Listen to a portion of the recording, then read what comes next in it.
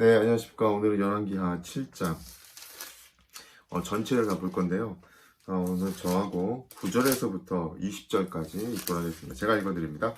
나병 환자들이 그 친구에게 서로 말하되 우리가 이렇게 해서는 아니 되겠다. 오늘은 아름다운 소식이 있는 날이거늘 우리가 침묵하고만 있도다. 만일 밝은 아침까지 기다리면 벌이 우리에게 미칠지니 이제 왕궁에 가서 알리자 하고 가서 성읍 문지기를 불러 그들에게 말하여 이르되 우리가 아람 진해에 이르러서 보니 거기 한 사람도 없고 사람의 소리도 없고 오직 말과 나귀만 매어 있고 장막들이 그대로 있더라 하는지라. 그가 문지기들을 부르매 그들이 왕궁에 있는 자에게 말하니 왕이 밤에 일어나 그의 신복들에게 이르되 아람 사람이 우리에게 행한 것을 내가 너희에게 알게 하노니 그들이 우리가 줄인 것을 알고 있으므로 그의 진영을 떠나서 들에 매복하고 스스로 이르기를 그들이 성읍에 나오거든 우리가 사로잡고 성읍에 들어가겠다 한 것이니라 하니 그의 신하 중 한 사람이 대답하여 이르되 청하건대 아직 성중에 남아있는 말 5마리를 취하고 사람에게 보내 정탐하게 하소서. 그것들이 성중에 남아있는 이스라엘 온 무리 곧 멸망한 이스라엘 온 무리와 같으리이다 하고 그들이 병거 둘과 그 말들을 취한지라. 왕이 아람 군대 뒤로 보내며 가서 정탐하라 하였더니 그들이 그들의 뒤를 따라 요단에 이른즉 아람 사람이 급히 도망하느라고 버린 의복과 병기가 길에 가득하였더라. 사자가 돌아와서 왕에게 알리니 백성들이 나가서 아람 사람의 진영을 노략한지라.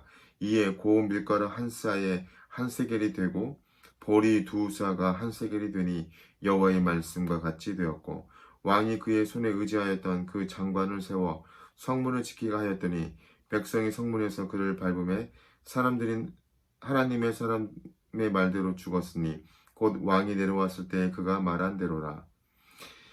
하나님의 사람이 왕에게 말한 바와 같으니 이르기를 내일 이맘때에 사마리아 성문에서 보리 2스아를 한 세겔로 매매하고 고운 밀가루 한 스아를 한 세겔로 매매하니라 한즉 그때에 이 장관이 하나님의 사람에게 대답하여 이르되 여호와께서 하늘의 창을 내신들 어찌 이런 일이 있으랴 하매 대답하기를 내가 내 눈으로 보리라 그러나 그것은 먹지 못하리라 하였더니 그 장관에게 그대로 이루어졌으니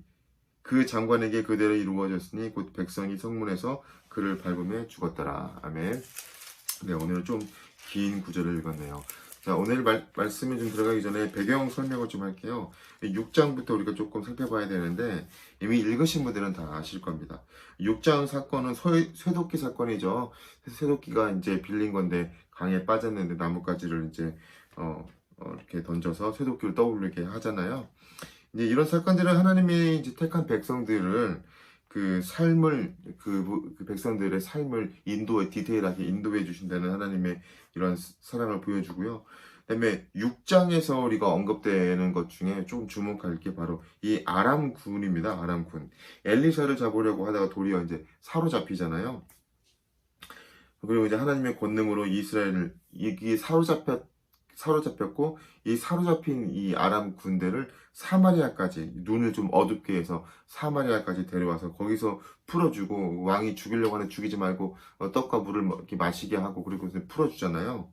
이런 것들은 바로 이제 하나님의 권능으로 이스라엘이 이제 회개하기 위함이었거든요. 근데 그들이 이제 회개하지 않자 드디어 이제 사마리아 성이 아람 군대에게 다시금 이제 포위되고 굶주린 백성들이 자식까지 잡아먹는 이 최악의 저주가 이제 발생한 거죠. 자, 그리고서 이제 이야기가 이어지는 겁니다. 자, 사실은 굶주린 이 사건을 보면서 이제 이 이스라엘 왕은 이 엘리사를 이렇게 굉장히 싫어한 거죠. 왜냐하면 엘리사가 우리 살펴봤지만 열왕기 5장에 군대 장관을 살렸잖아요. 어느 나라 군대 장관이 했지만 아람의 군대 장관이 나아만을 문둥병에서 그 나병이라고 나왔고 한센병에서 낫게 해주잖아요. 그리고 그 고쳐주고 도단성을 에워싼 군대를 또 평안에 돌려보냈어요. 그 아람 군대를. 그러니까 이 왕은 화가 난 거죠. 그래서 엘리사를 막 죽이려고 했던 거예요. 그러자 엘리사가 이제 이렇게 이야기를 합니다. 지금 당장 지금은 그런데 내일 이맘때 사마리아 성문에서 고운 밀가루 한 쌀을 한 세겔을 매매하고 보리 두 수알을 한 세겔을 매매한다라고 이제 그 왕이 보낸 사신에게 이야기를 해준 거죠. 이거는 정말 황당한 이야기였어요. 왜냐면 이때랑 지금 성중에 먹을 게 없어가지고 자식을 잡아먹는 이런 최악의 저주가 있는 그 사태거든요. 그런데 좀 내일이면 이렇게 싼 값으로 우리가 먹을 거를 이렇게 살 수 있다. 고운 밀가루하고 보리를 살 수 있다라고 이야기를 하고 있는 거예요. 그러자 그때 왕의 한 장관이 비웃습니다. 비웃으면서 여호와께서 하늘에 창을 내신 듯 어찌 이런 일이 있으리요. 그러니까 엘리사가 이제 그러는 거죠. 너는 그 눈으로 보긴 봐도 먹지는 못할 거다. 그리고 이제 내용이 이제 이어지는 거죠. 자, 그러면서 오늘의 내용의 주인공들인 바로 이 나병 환자, 즉 한산병 환자 4명에게 이제 하나의 스토리가 초점이 맞춰집니다. 마치 액자식 구성처럼 이야기 속에 또 이야기가 들어있는 것처럼 맞춰집니다. 자, 이 4명의 나병 환자들은 이 먹을 게 이제 없으니까 그들이 이제 서로 이렇게 이야기해요. 야, 우리가 저기 3절 한번 보겠습니다. 성문 어귀에 나병 환자 4사람이 있더니 그 친구가 서로 말하되 우리가 어찌 여기 앉아서 죽기를 기다리느냐. 만일 우리가 성읍으로 가자고 한다면 성읍에는 굶주림이 있으니 우리가 거기서 죽을 것이요. 만일 우리가 여기에 머무르면 우리 역시 죽을 것이라. 그런즉 우리가 가서 아람 군대에게 항복하자. 그들이 우리를 살려줄 것이요. 우리를 죽이면 죽으리라. 그러니까 우리가 더 이상 여기 있어봐야 굶어 죽으니까 아람 군에 가서 항복하고 그들이 먹을 거라도 주지 않겠냐. 그러면 우리가 살지 않겠냐. 아니면 그들이 가서 죽이더라도 가자. 그리고 용기를 내는 거죠.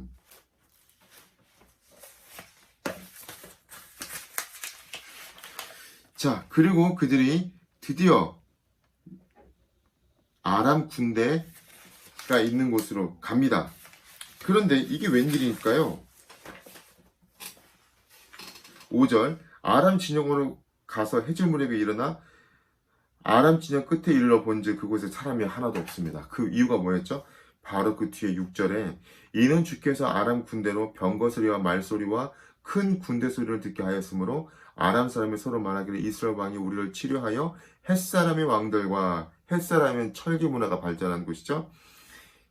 햇사람의 왕들과 애굽 왕들에게 값을 주고 그들을 우리에게 오게 하였다 하고, 그러니까 주변에 외교 정책을 펴서 아니면 용병수를 이용해서 주변국들을 끌어들였는데 다 강대국들을 끌어들여서 우리를 치려고 한다라고 도리어 겁을 먹고 그들이 도망간 건데, 얼마나 빨리 황급하게 도망갔으면 있던 장막과 병기들, 또 먹을 곡식들, 말과 나귀들을 그냥 놓고 그냥 가버린 거예요. 그러자 이 4명은 왔는데 죽으면 죽으리라 각오죠. 마치 에스더처럼. 그런데 너무 황당한 거예요. 이 모든 게 다 이 4명의 소유가 돼버린 거예요.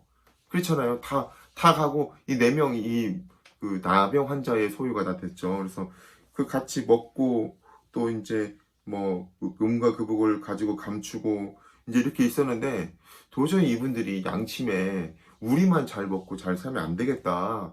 왜냐면 지금 성중에서는 얼마나 비참하게 자녀를 잡아먹는 이런 지경까지 가냐. 그래서 이들이 이제 왕궁에 가서 이제 알리죠.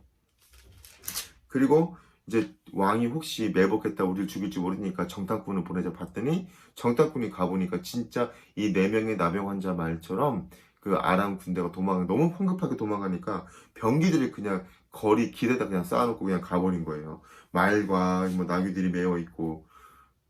그리고 이제 이 소식이 백성들에게 전해지죠. 백성들이 이제 통제가 안 되죠. 그래서 막 나가서 그 보리랑 막 밀가루를 가지고 막 나갑니다. 그때 왕이 그 하나님의 사람에게 그 이야기했던 장관 있잖아요. 왜 하나님이 하늘에 창을 연데 이런 일이 있겠느냐, 곡식을 주겠느냐, 뭘 주겠느냐라고 이야기를 하잖아요.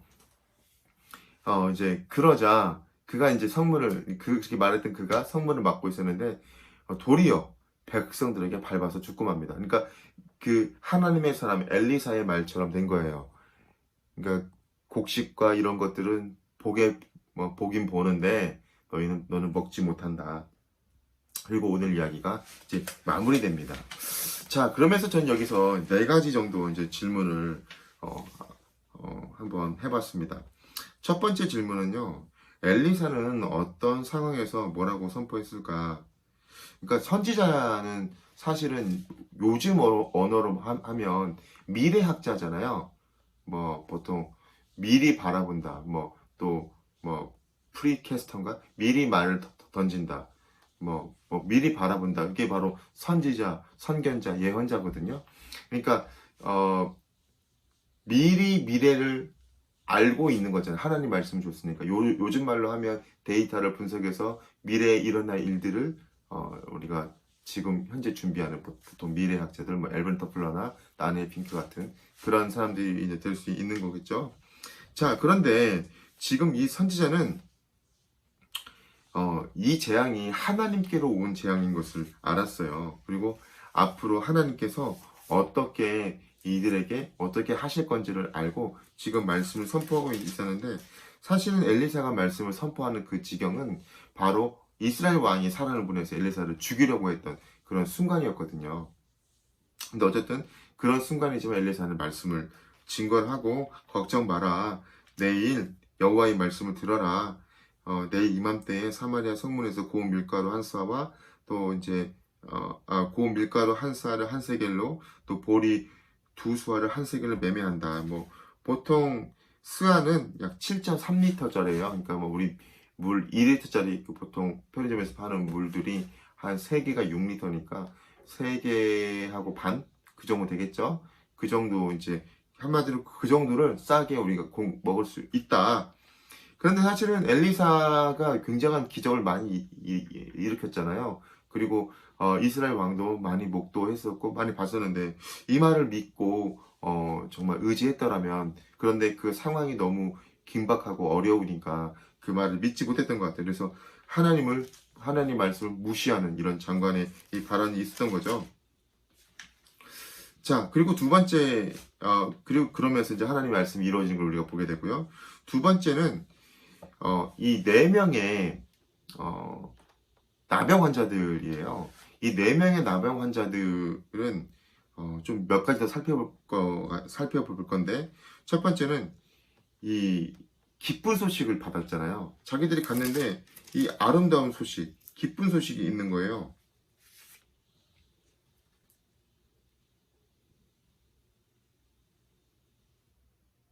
자, 9절 한번 읽어보겠습니다. 나병 환자들이 그 친구들에게 서로 말하되 우리가 이렇게 해서는 안 되겠다. 오늘은 아름다운 소식이 있는 날이거든. 아름다운 소식이 있는 날이다. 그러니까 자기들이 구원받은 거잖아요. 먹지 못하면 죽는 건데 아름다운 소식이 있는 날이다. 그거를 우리만 알아서는 안 된다. 다른 사람들에게도 전해줘야 된다. 그러니까 이들은 어찌 보면 증인의 삶, 그러니까 증인의 삶과 같은 것 같아요.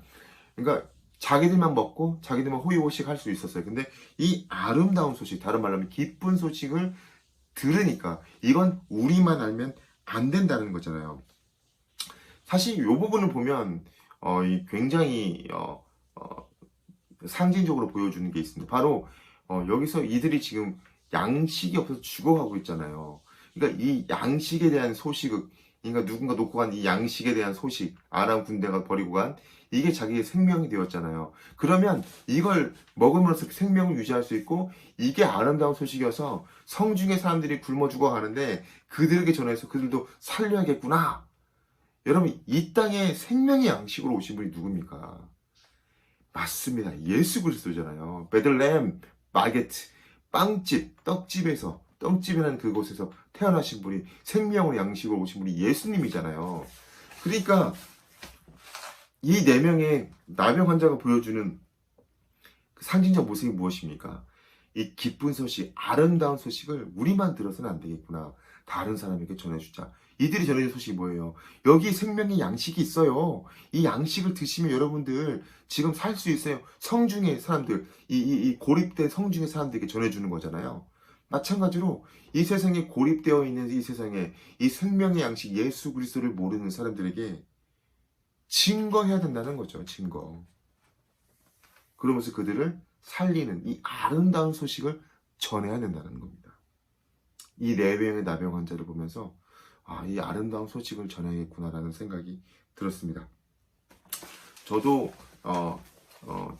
저도 1차적 적용자로서 제가 이제 아르바이트 하는 곳에서 복음을 전하려고 막 노력합니다. 네, 오늘도 한 명 전했어요. 너무 힘들어하길래 솔로몬 이야기를 하면서 솔로몬이 돈년을 다 살고 전도사라는 걸 썼는데 거기 첫 절에 영어로 meaningless, 의미 없다, 의미 없다, 의미 없다 그런다.